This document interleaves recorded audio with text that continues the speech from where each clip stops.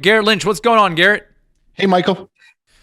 So one of the things that we talk about internally, it seems like once every quarter, and some heated debates around this thing, is should we create our own property management company, right? And the reason we would ever want to do that is because there's no such thing as a perfect project manager. At least I haven't found one yet or experienced one. You know, if anyone who has actually ever talked to one. The problem, of course, is so you have things you don't like, and then you could presumably change these things by creating your own property management company, so you architect what you want. But the problem is now you're bringing on a whole bunch of complexity. So you're solving one problem, and now you're creating a whole another problem. Where do you fall on this on this debate? So I've done it both ways. My first business, before I met you guys, we self-managed, and now we're obviously third-party managing. And so I think you really got to look at what does a property manager do for you? Like, what are they actually doing? And what they're doing is they're essentially controlling the HR for the most part and the accounting of your business.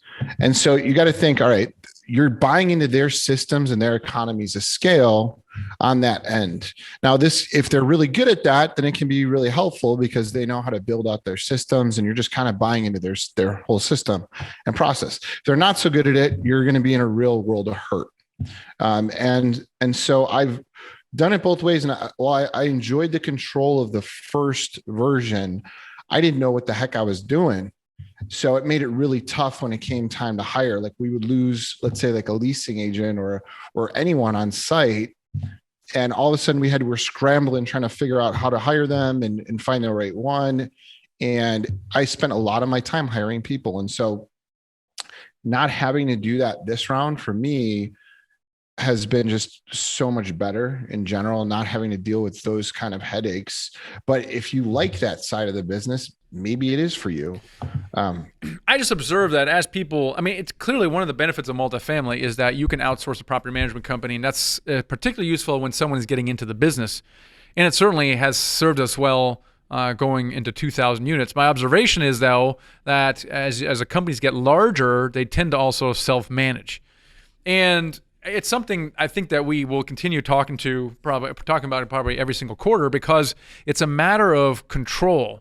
Right? I want the same reporting coming out of all of our properties. I want this particular initiative rolled out. I want to put solar panels on every one of my buildings. I don't care what you think.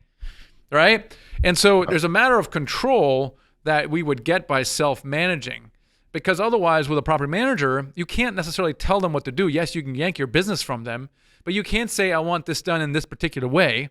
I want for you to use this property management software because now I have 5 different management software. You only can influence them to do what you want to do. You can apply pressure. You can bribe them, right? But at the end of the day, you can't force them to do what you want. And this is frustrating to us. And some property managers are better at one thing than others. Some is really good at leasing. One sucks at leasing. One's really good at the bookkeeping and the numbers. The other one is great at leasing but sucks at the numbers, right? It's like you can't find this perfect thing. So, I think it's one of the things that's going to stay at our top of our conversation. But if we had to do it, Garrett, how do you think we should do it? How do you think anyone should create their own property management company? So if you're going to do it, and I talk a little bit about this in the show, is you want to hire the best talent on the highest level that's done this before. So somebody that, let's say you have 1,000 apartments and you want to start your own property management company, you want to hire somebody that's a director of operations or somebody, an asset manager that's managed 10,000 units. So 1,000 units is easy. And you may have to stretch to be able to afford that person in the beginning, and it may really, really hurt it, but that's the right way to go about it. The way we did it was we hired a leasing manager, and then we tried to build on top of that. And because we can afford a leasing manager, let's go for that. It was the wrong way to do it. You want that top person to be able to build it from the top down and help you build your systems and processes.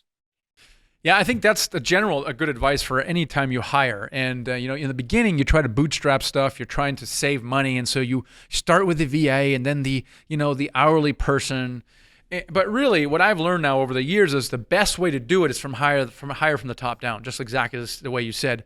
And the problem with that is that person is highly compensated, right? So how do you get yourself in that? But really, everything else flows from that person. Maybe you can hire that person even on a part-time basis, but that person if they're a high quality person, which presumably they are, they will solve all the problems for you, right? I mean, it's a little bit like how we approached Nighthawk. I mean, it all started with Drew, and he did a bunch of stuff, and then you came on board, and the three of us from that point on filled in all the holes. Had I started doing from the bottom up, hire an asset manager and then maybe a property manager, it would have taken me a lot longer. I would have made even more mistakes than we already did. So hiring from the top down is the way to do it. And I think that's the only way we'll do it, is to find someone who is experienced property manager, maybe the number 2 of a larger firm, and we can induce them to come over and start a whole property management company.